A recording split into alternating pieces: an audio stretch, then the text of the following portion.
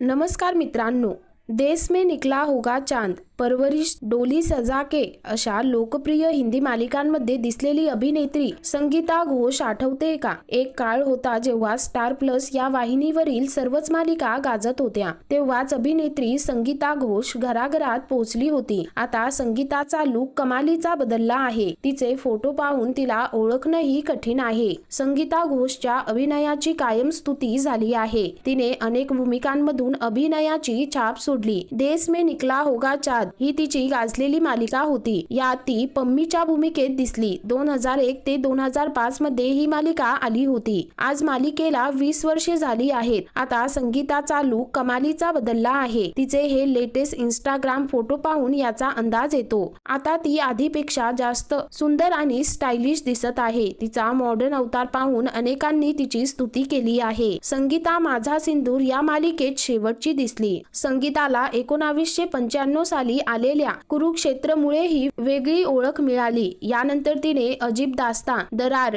रिश्ते, मेहंदी तेरे नाम की, संभव असंभव अशा अनेक मालिकांमध्ये काम केलं. संगीताने 2011 साली जयपूरचे पोलो खिलाडी राजीव शैलेंद्र सिंह राठोड यांच्याशी लग्न केलं. लग्नानंतर 10 वर्षांनी संगीताला मुलगी झाली. तिचं नाव देवी असं ठेवलं. आता अभिनेत्रीला ओळखणंही कठीण झालं आहे.